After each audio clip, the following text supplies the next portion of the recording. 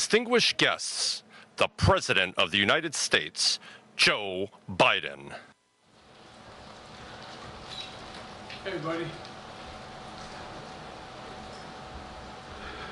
Thank you. Please be seated. Well, good evening. We just concluded this year's NATO summit, and the consensus among the members was it was a great success. It was especially momentous because it represented the 75th year of the most important military defense alliance in the world's history of the world. We should never forget that NATO grew out of the wreckage of World War II, the most destructive war in history. The idea was to create an alliance of free and democratic nations that would commit themselves to a compact of collective defense. Standing together, they knew we'd all be safer. An attack on one would be treated as an attack on all. And it's worked because a would-be aggressor knows if they attack one of us, they'll be attacked by all of us. Sending that message is the best way to deter aggression and prevent wars in the first place.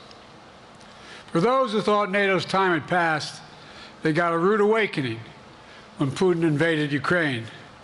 Some of the oldest and deepest fears in Europe roared back to life because once again, a murderous madman was on the march.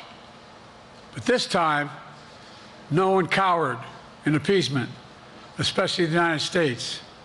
We collected intelligence that Russia was planning to invade Ukraine months before the invasion.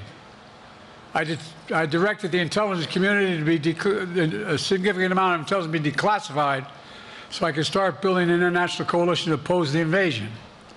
Then in February, some of you remember, I warned the world that the invasion was imminent. I rallied a coalition of 50 nations from Europe to Asia to help Ukraine defend itself.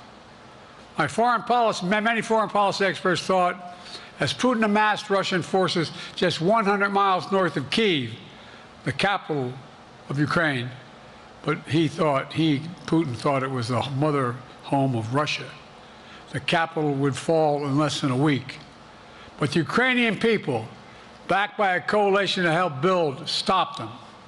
Today, Kyiv still stands, and NATO stands stronger than it has ever been.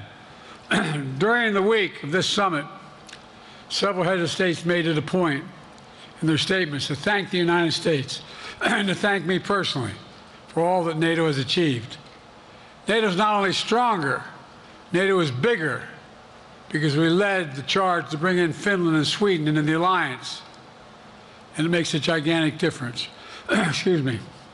Meanwhile, my predecessor has made it clear he has no commitment to NATO. He's made it clear that he would feel no obligation to honor Article 5. He's already told Putin, and I quote, "Do whatever the hell you want." In fact, the day after Putin invaded Ukraine, here's what he said. It was genius. It was wonderful. Some of you forgot that, but that's exactly what he said. But I made it clear a strong NATO is essential to American security. And I believe the obligation of Article 5 is sacred. And I would remind all Americans, Article 5 is invoked only once in NATO's long history, and that was to defend America after 9/11. I made it clear that I will not bow down to Putin. I will not walk away from Ukraine. I will keep NATO strong. That's exactly what we did, and exactly what we'll continue to do. Now, the future of American policy is up to the American people. This is much more than a political question. It's more than that. It's a national security issue. Don't reduce this to the usual testament that people talk about, issues of being a political campaign. It's far too important. It's about the world we live in for decades to come. Every American must ask herself or himself, is the world safer with NATO? Are you safer? Is your family safer? I believe the American people know the answer to all those questions is yes. And I believe the American people understand that America is stronger because of our alliances. I believe the American consensus from Truman to Reagan to me still holds today. America cannot retreat from the world. We must lead the world. We are an indispensable nation, as Madeleine Albright wrote. Now let me turn to three other key issues. Just this morning, we had a great economic report showing inflation is down. Overall prices fell last month. Core inflation is the lowest it's been in 3 years. Prices are falling for cars, appliances, and airfares. Grocery prices have fallen since the start of the year. We're going to keep working to take down corporate greed to bring those prices down further. Meanwhile, Trump's calling for a 10% tariff on everything Americans buy, including food from overseas, vegetables, and other necessities. And economists tell us that that would cost the average American working family another $2,500 a year. It's a tax of $2,500 a year. Second, our efforts to secure the border, southern border, is working. After Trump killed the bipartisan effort to secure the border, Republicans and Democrats had worked on, because he thought it would benefit me and make him a loser, Republicans walked away. So I took executive action last month. As a consequence, working with Mexico, border encounters have gone down over 50%.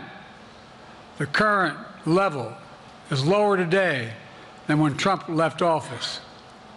Third, for months, the United States has been working to secure a ceasefire in Gaza, to bring the hostages home, to create a path for peace and stability in the Middle East.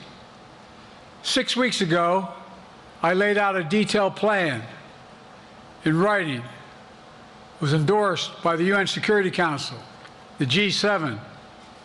That framework is now agreed on by both Israel and Hamas. So I sent my team to the region to hammer out the details. These are difficult, complex issues. There's still gaps to close, but we're making progress. The trend is positive, and I'm determined to get this deal done and bring an end to this war, which should end now. Let me conclude where I began. We're the United States of America. We are the indispensable nation. Our leadership matters. Our partnerships matter. This moment matters. We must rise to meet it. I'll take your questions. I've been given a list of people to call on here. Reuters, Jeff Mason.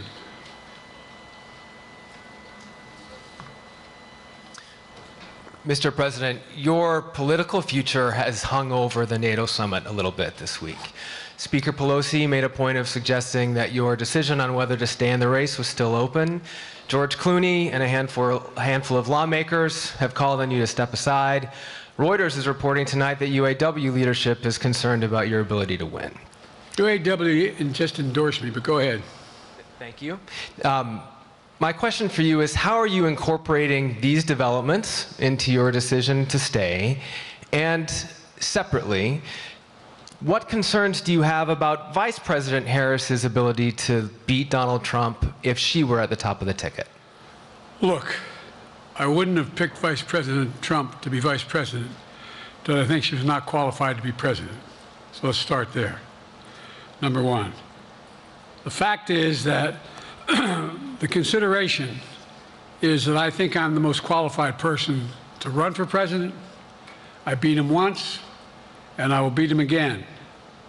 Secondly, the idea, I served in the Senate a long time. The idea that senators and congressmen running for office worry about the ticket is not unusual. And I might add, there are at least 5 presidents running or incumbent presidents who had lower numbers than I have now, later in the campaign. So there's a long way to go in this campaign. And so I'm just going to keep moving, and because, look, I got more work to do. We've got more work to finish. There's so much, we've made so much progress. Think about it. Think about where we are economically relative to the rest of the world. Name me a world leader who wouldn't want to trade places with our economy. We've created over 800,000 manufacturing jobs, 1.5 million jobs. I mean, so things are moving. We got more to go. Working class people still need help. Corporate greed is still at large. Their prices, the corporate profits have doubled since the pandemic. They're coming down, and so I'm optimistic about where things are going. Danny Kemp, AFP. Thanks. Thank you, Mr. President. I wanted to ask you about you mixed up Presidents Zelensky and Putin earlier today.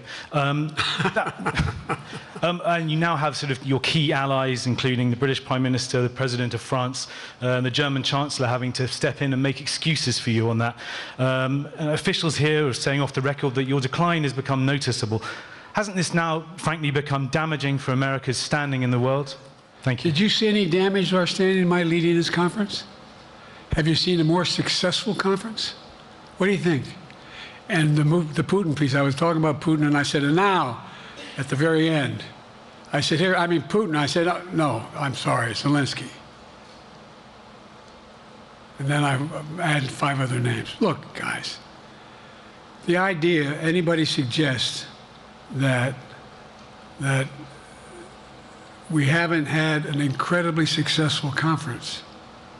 How many times did you hear in that conference, I don't know if it sounds too self-serving, but other leaders, heads of state, in thanking me, saying the reason we're together is because of Biden, because Biden did the following.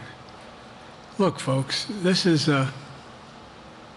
well, anyway, I thought it was the most successful conference I've attended in a long time, and find me a world leader who didn't think it was.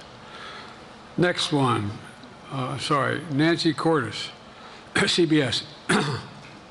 Thank you, Mr. President. You mentioned there are instances in history where presidents have faced a challenge, but what makes this moment in history so unique is that it is not your enemies who are calling on you to reconsider your decision to stay in the race. It's your friends, supporters, people who think you've done a great job over the past 4 years.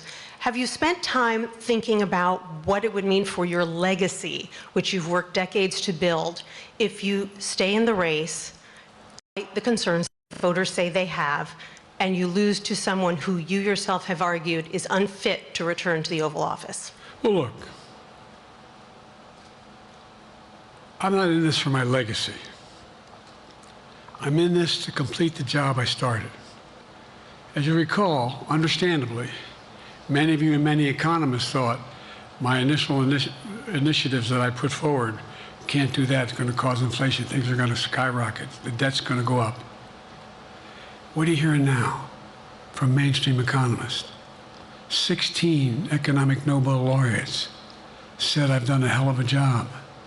That under my plan so far and what's going to happen in the future if I'm reelected, that things are going to get much better. Our economy is growing. I was determined when I got elected to stop the trickle-down economic theory, that if the wealthy did very well, everybody else would do well. My dad was a well-read, decent guy. I don't remember much trickling down on his kitchen table. Middle-class people and working-class people need help. And so what happened is I decided to was able to implement as president what I believed when I was a senator. And that is that the way to build this economy is from the middle out and the bottom up. That way we grow the economy. And the wealthy still do very well. They do fine. And guess what? Find me an economist, a mainstream economist who said we haven't done well. What have we not done that isn't working right now? And so we got more to do, though. We got to finish the job.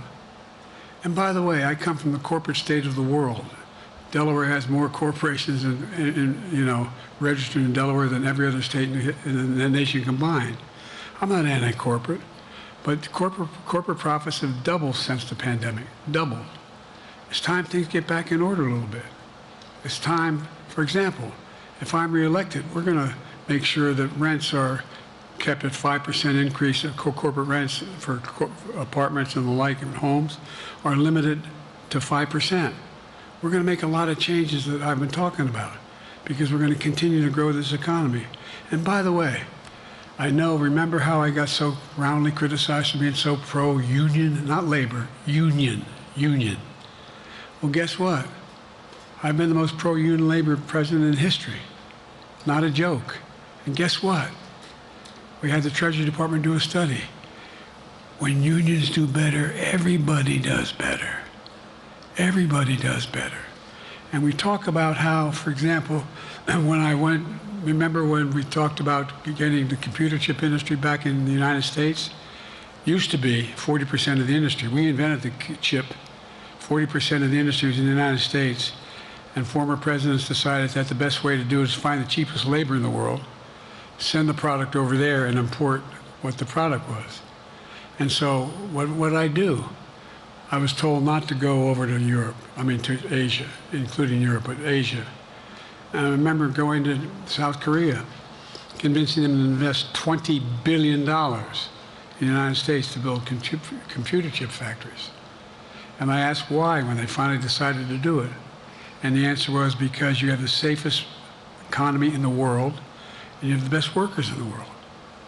So the whole idea here is we've invested, there's over $50 billion in investment in computer chip manufacturing just coming in the bean. None of you thought that would happen. None of you thought that would happen. But it's happening. It's happening. And it's going to grow economies all through. And by the way, red states and blue states. Matter of fact, there's as much in red states as in blue states. I've made no distinction. So my generic point is that the idea that we can't continue to build and grow the economy, make it fairer. And like I said, from my standpoint, when the middle class does well, that's when the whole economy grows. The poor have a shot, the wealthy do well, but the wealthy got to start paying their taxes. As a follow-up, sir, you mentioned that your Vice President Kamala Harris would be elaborate on that. What is it about her attributes and her accomplishments over the last 4 years that make her ready to serve on day one if necessary? First of all, the way she's handled the issue of freedom of women's bodies to have control over their bodies.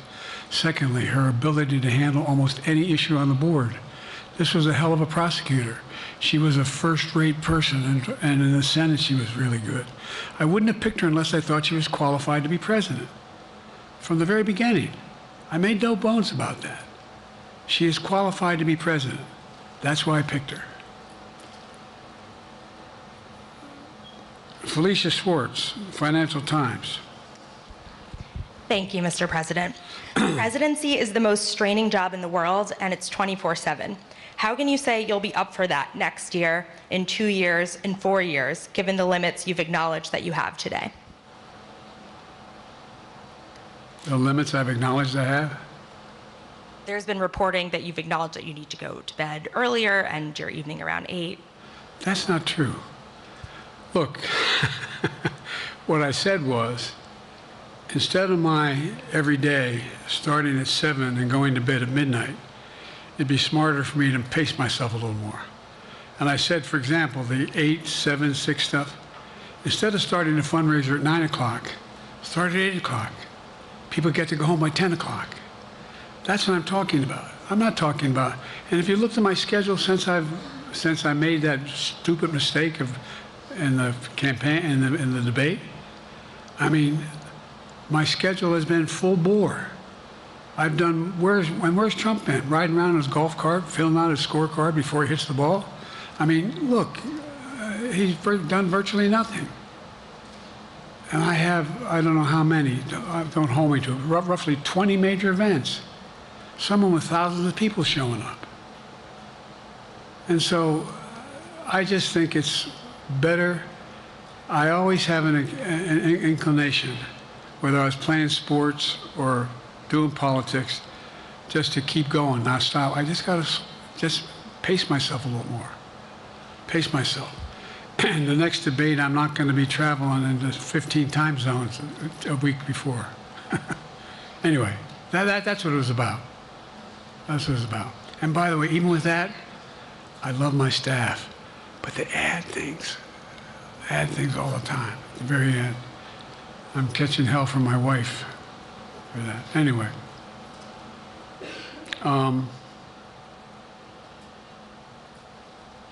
I'm sorry, Zeke Miller, Associated Press. Thank you, Mr. President. Two questions for you. First, on the NATO summit, President Zelensky, in your meeting with him, he pressed you to lift your limitations on the Ukrainian use of American weapons, saying that, in his public remarks afterwards, saying that Ukraine cannot win the war unless those limitations are lifted. Are you reconsidering your position on that? And then secondly, following up on Felicia's question there, leaders of your own party have said that they're not worried about that debate. They're worried about the next bad night and the bad night after that.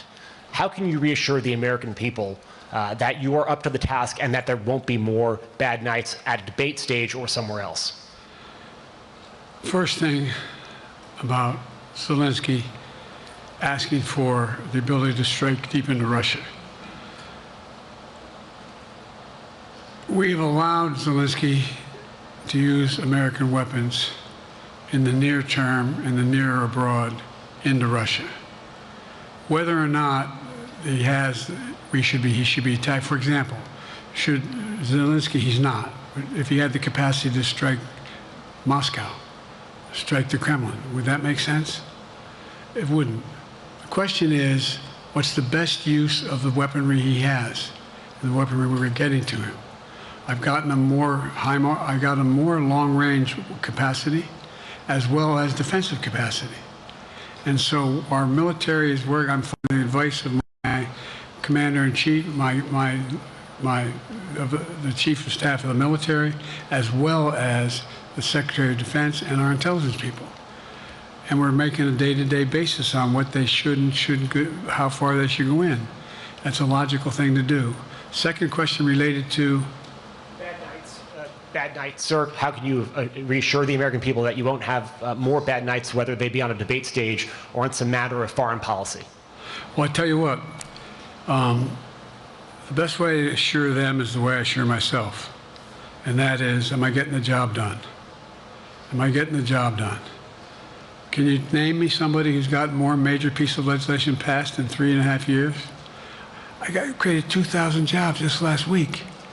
So if I slow down, I can't get the job done. That's a sign that I shouldn't be doing it. But there's no indication of that yet. None. What do we got here?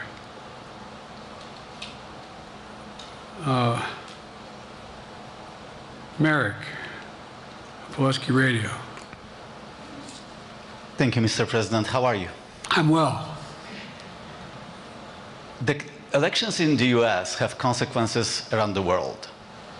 You have pretty high standing in Europe. I just asked President Macron about you, and he said we are happy to have him as the President of the United States. But there is a concern. Many people in Poland and across Europe are worried that the former president may win the election. And there's a lot of concern that Donald Trump may weaken NATO, stop supporting Ukraine, or push Ukraine to give up territories to Russia. They're correct. And yourself was warning just 2 minutes ago about it. So my question is, do you think that Europe will be left on its own if Donald Trump wins the election? And what's your advice to European leaders to prepare for possible US disengagement? Well, look, I think, how can I say this without sounding too self-serving? I'm not having any of my European allies come up to me and say, Joe, don't run. What I hear them say is, you've got to win. You can't let this guy come forward. It'd be a disaster. It'd be a disaster.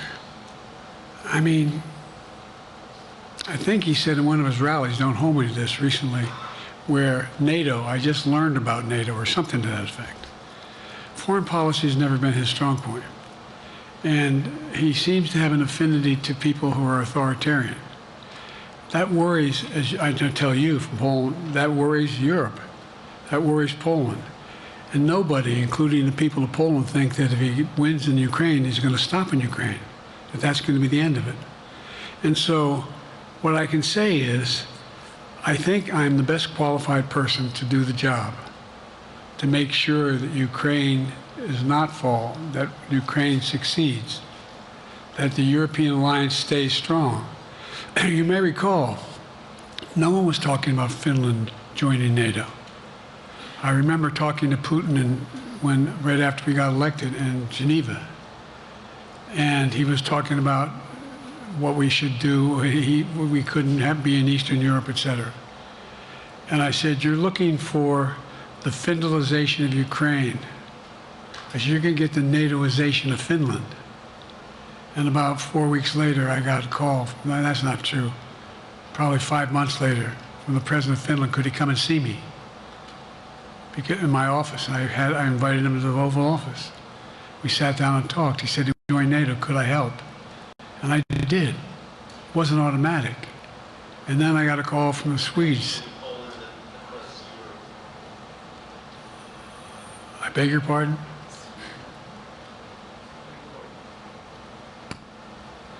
And so Finland joined NATO. 800-mile border is a significant, and they were already allies, but they weren't part of NATO. And you heard, I think you heard, maybe, I can't recall whether he said it publicly in our closed meeting, but he wouldn't mind being repeated. He said, we decided in Finland, the people of Finland decided they had to be part of NATO. It was in our interest because of the joint ability to be together, to dissuade any attack on Finland. And the same thing with Sweden. It took a lot of selling to some folks, particularly in Turkey and other places, to agree to the expansion. But it expanded. And we're a hell of a lot stronger because of it. We're more secure because of it. And by the way, I was able to get 50 other nations, 50, to support Ukraine. 50. And we were able to bring about a coalition of Europe and Asia, Japan and South Korea. I just met we talked about AUKUS, and we talked about the relationship between Australia, New Zealand, Japan, South Korea, the United States. We're making the world safer and stronger because we have to deal with the new arrangement that exists in the world. The Cold War is over. The post-war era is over. What is going to replace it? And I respectfully suggest I have a pretty good idea what that should be. I've convinced a lot of people to follow it, and we're just going to get stronger. David Sanger. Where's it? Thank you, Mr. President. Be nice, David. Mr. President, the NATO declaration that was issued yesterday was very notable because it described China as a decisive enabler of the war in Ukraine for its provision of critical goods to the Russians. That's part of a broader partnership that seems to have cemented in place in the past 2 or 3 years. I think one that you were a little bit doubtful of when we asked you about it some time ago. So I'd be interested to know whether you have a strategy now of trying to interrupt the partnership between China and Russia, and whether or not in a second term you would pursue that, if you could describe that strategy to us. And along the way, could you also tell us whether you think, just to follow up on Felicia's question, that if you were in a room with Vladimir Putin again, the way you were 3 years ago, or with President Xi, that a few years from now you will be able to go negotiate with them, handle them one-on-one? Well, the first part of the question is, we discussed and I raised in the NATO summit, and others raised, the future of China's involvement, what they're going to do. What they're doing with Russia in terms of accommodating, facilitating, They're getting access to additional. They're not supplying weapons themselves. They're supplying mechanisms for them to be able to get weapons. And China's position is basically, and I've spent more time with Xi Jinping than any world leader has, over 90 hours since being vice president all the way through, for real. And by the way, I handed all my notes. But my point is that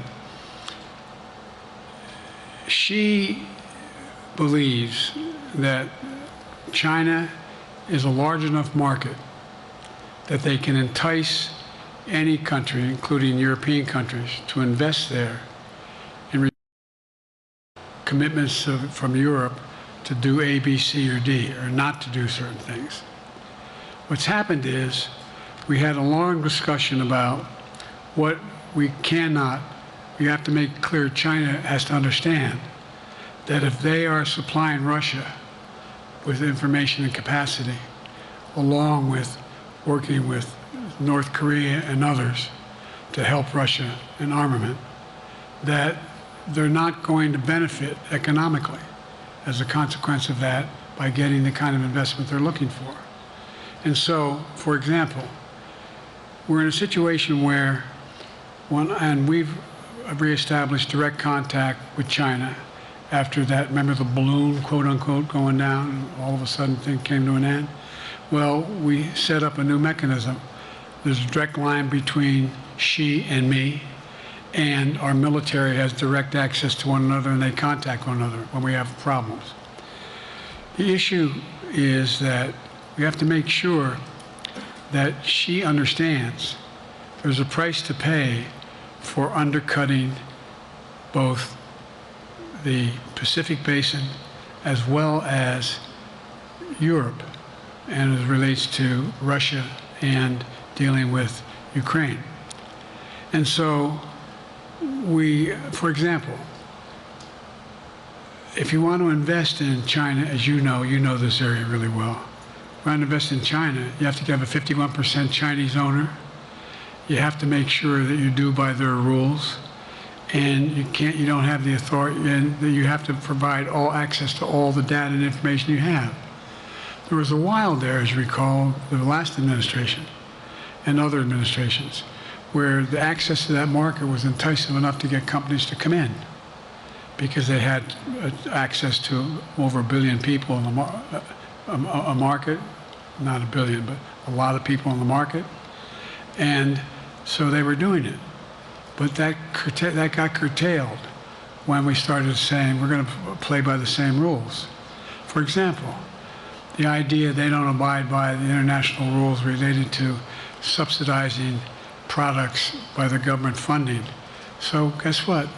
They're not going to be able to export their electric vehicles to the United States without a significant tariff. Others are doing the same thing around the world. But it is a concern. It is a concern that you have both China, North Korea, Russia, Iran, countries that are not necessarily coordinated in the past, looking to figure out how they can have impact. Do you have a strategy to interrupt that impact?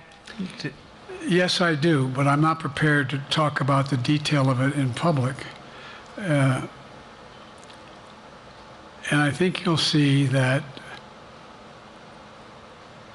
some of our European friends are going to be curtailing their investment in Russia. In China, as long as China continues to have this indirect help to Russia in terms of being able to help their economy, as well as help them in, as a consequence of that, their ability to fight in Ukraine. The other thing that we talked a lot about is that, and I raised it, and I didn't hear any. I can't swear that everyone agreed, because not everyone got to talk about it. But we need a new industrial policy in the West. For example, we talked about how both the EU as well as NATO has to be able to begin to build their own munition capacity, has to be able to generate their own capacity to provide for weapons and the ability. It came as a surprise to some of us how we had fallen behind in the West in terms of the ability to construct new material, new weaponry, new everything from vehicles to weapon systems. And so one of the things that came out of this was, we're going to be meeting again with a number of my colleagues, my European colleagues, is what do we do to increase the capacity of the West, particularly in Europe and Japan, to be able to generate the kind of ability to produce their own weapon systems. Not just for themselves, but to be able to generate that. It's the same, it's what Russia's trying to figure out. That they went to China and they didn't get the weapons, but then they went to North Korea. But we're going to be in a position where the West is going to become the industrial base for the ability to have all the defensive weapons that we need. That was a discussion as well. Mr. President, I'm not sure you answered on whether you would be ready to go deal with Putin and Xi 2 or 3 years from now. I'm ready to deal with them now and 3 years from now. Look,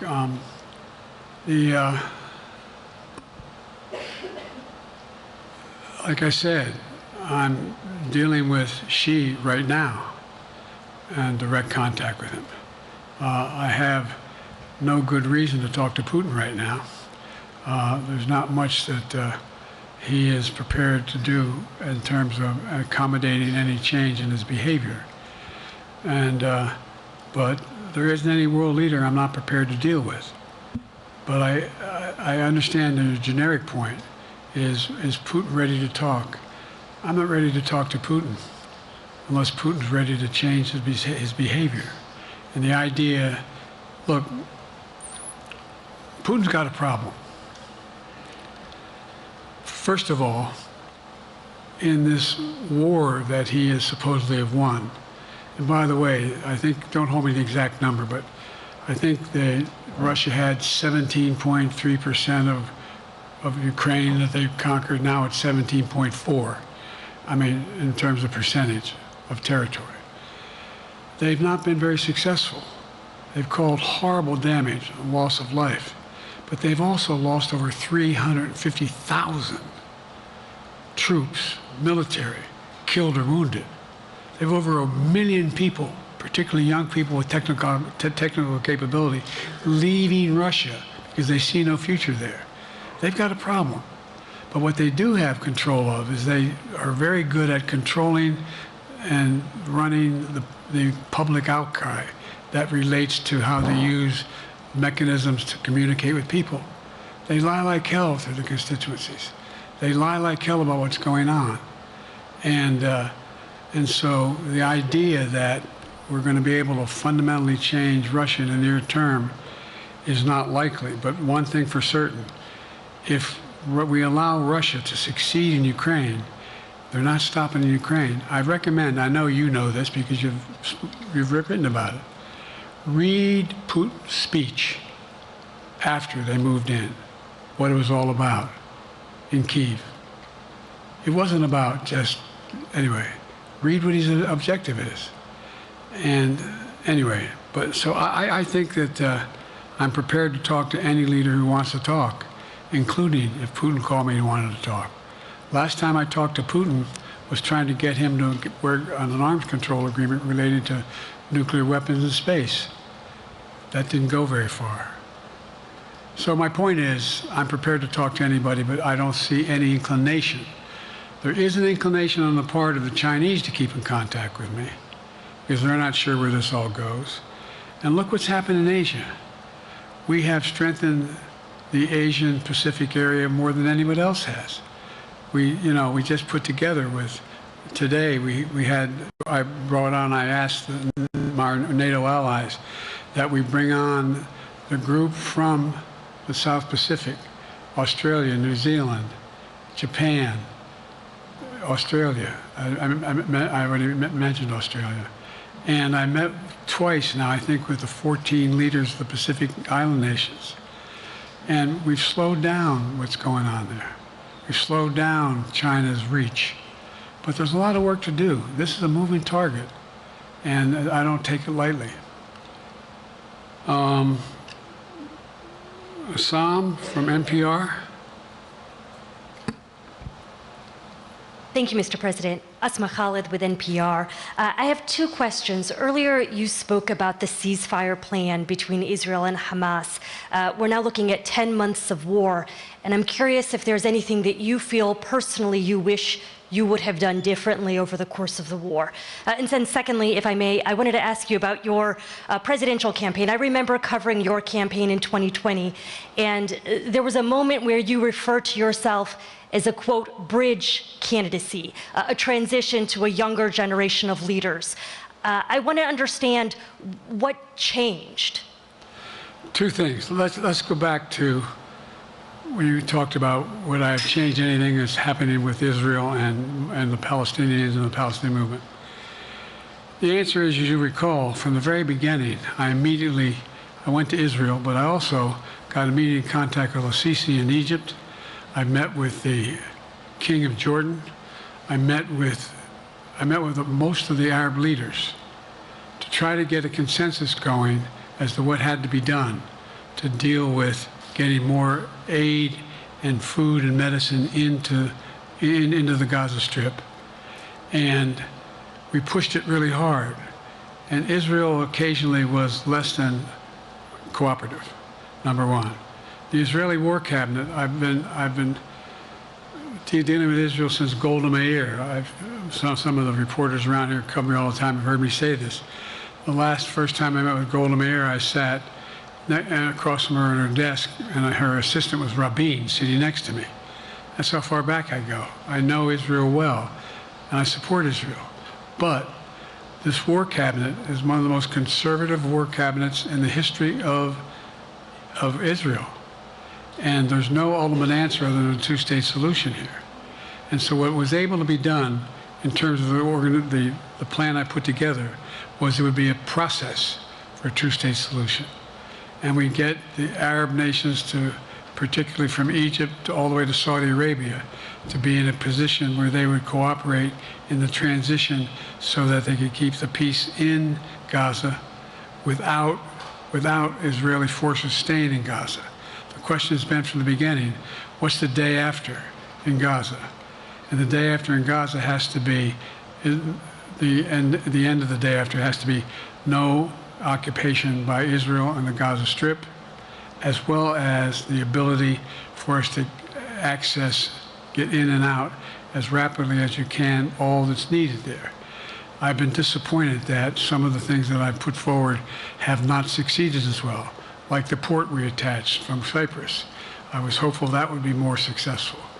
But that's why when I went to Israel immediately after the massacres that occurred at the hands of Hamas, the one thing I said to the Israelis, and I met with the War Cabinet and with Bibi, don't make the same mistake America made after bin Laden.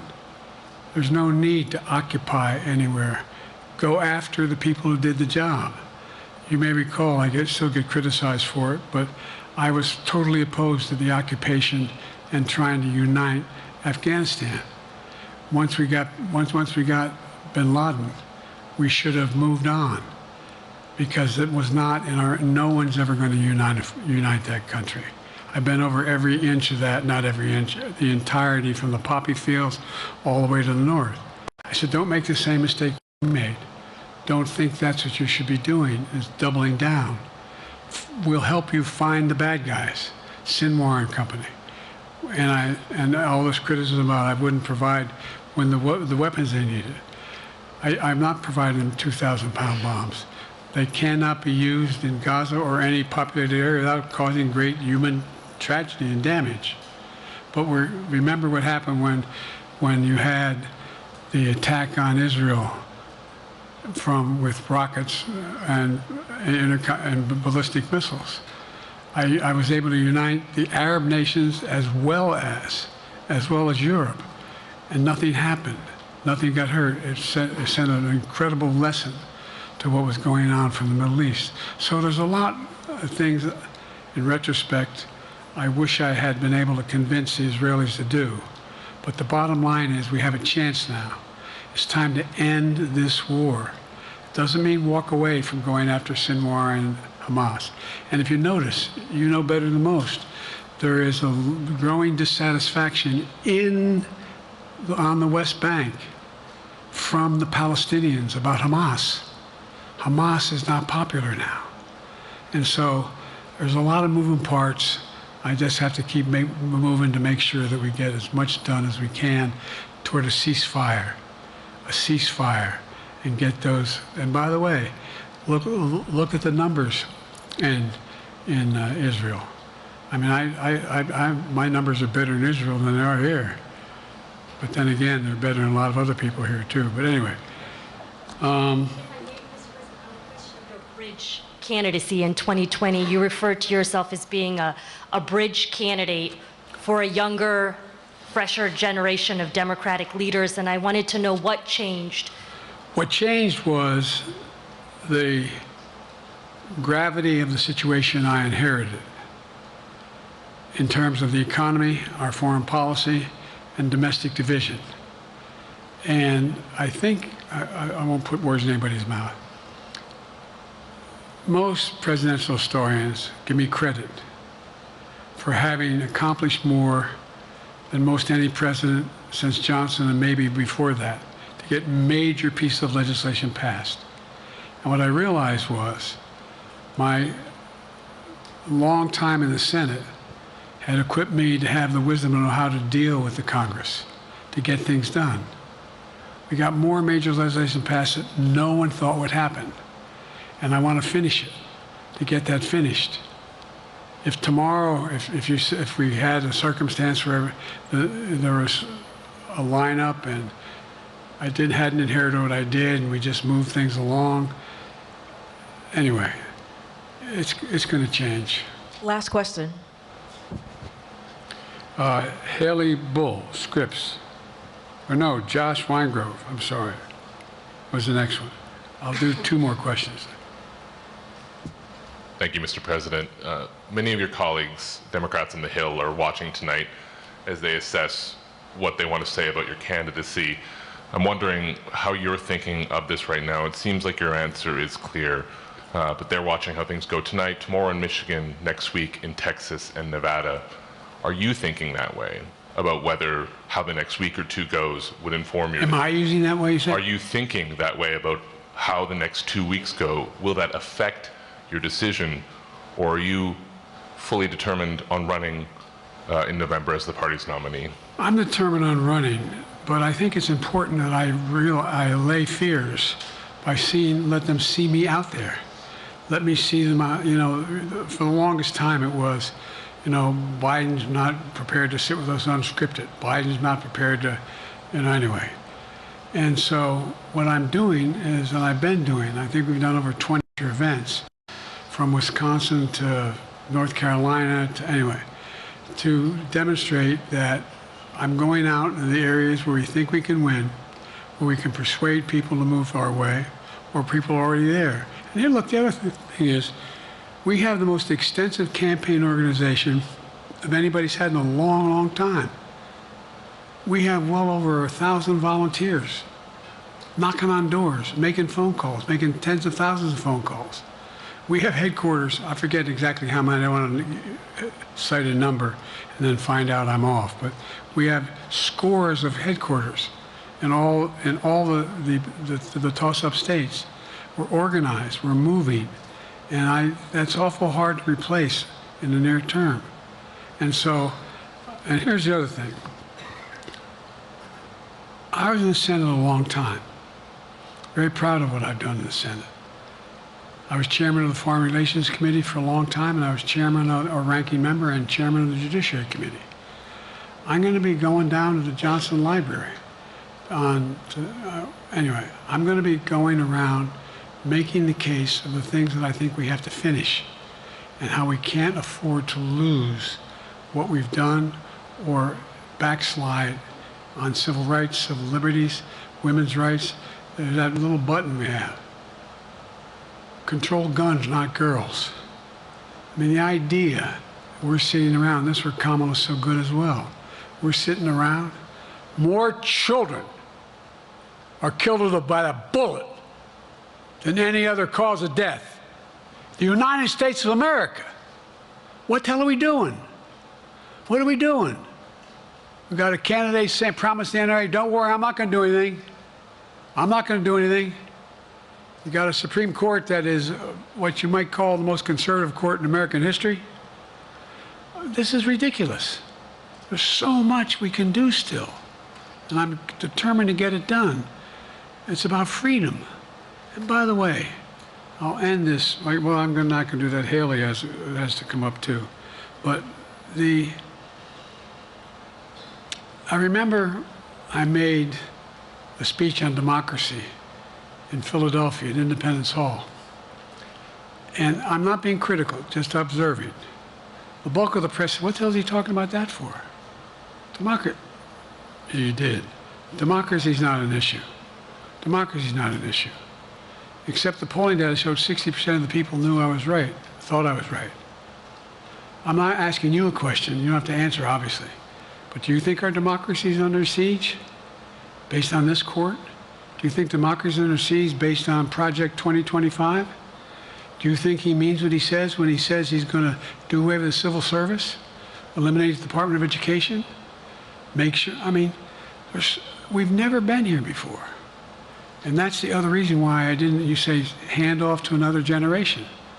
I've got to finish this job.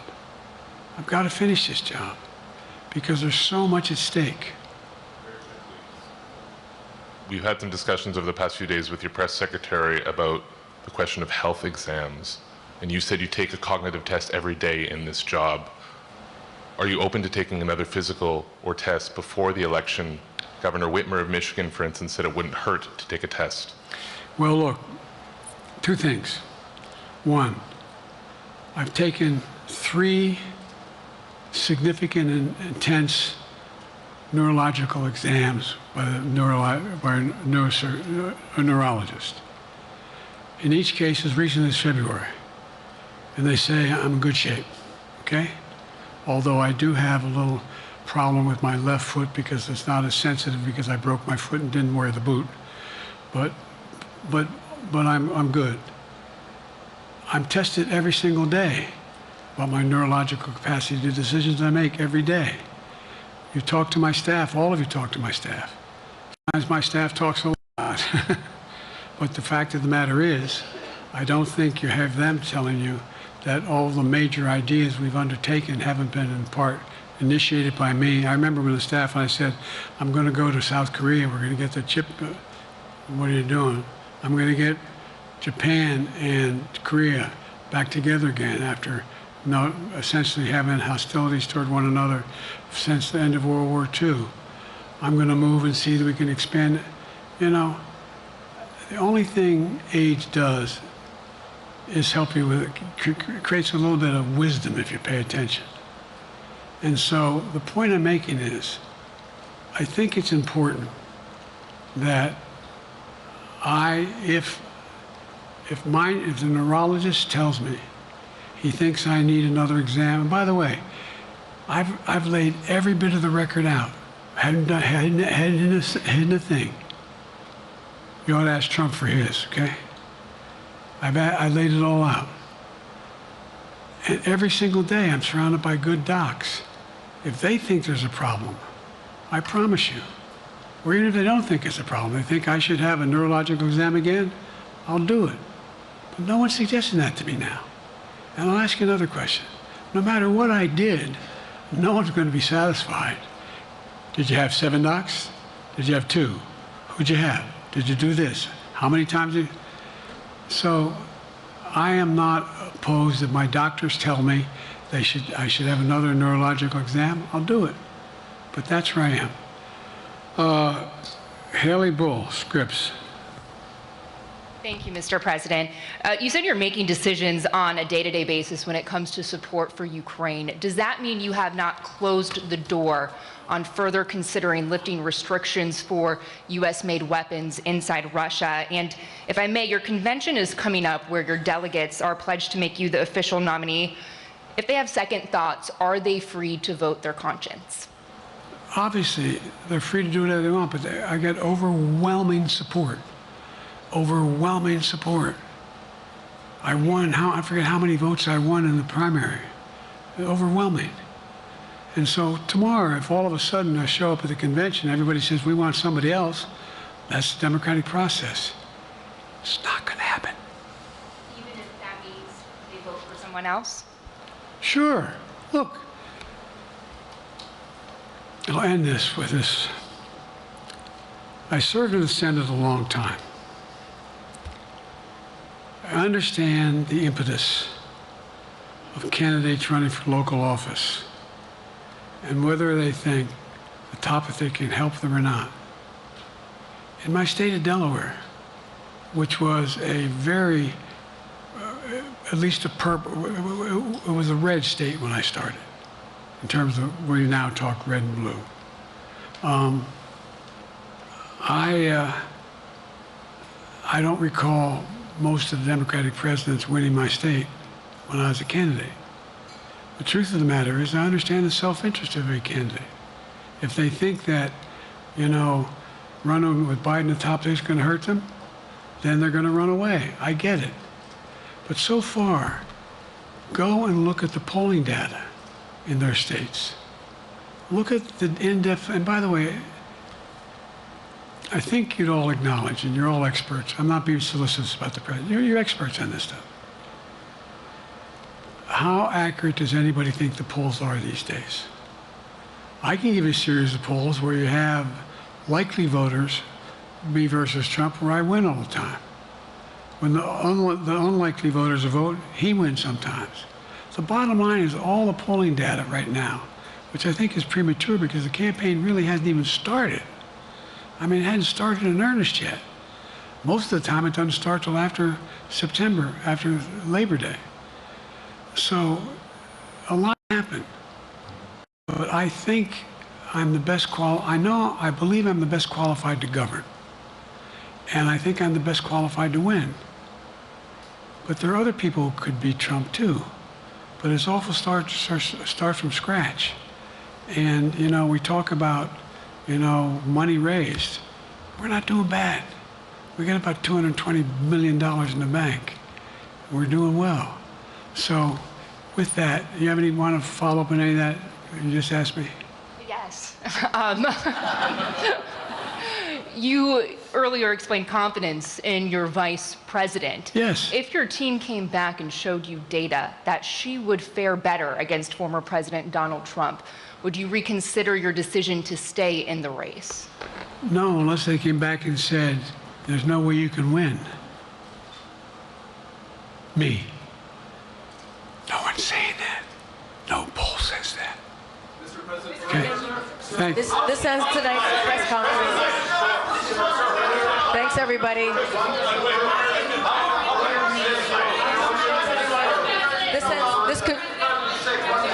This concludes. Respectfully, earlier you misspoke in your opening answer. You referred to Vice President Harris as Vice President Trump. Right now, Donald Trump is using that to mock your age and your memory. How do you combat that criticism from tonight? Listen to him. This concludes tonight's press conference. Thank you, everybody. Thanks, everyone.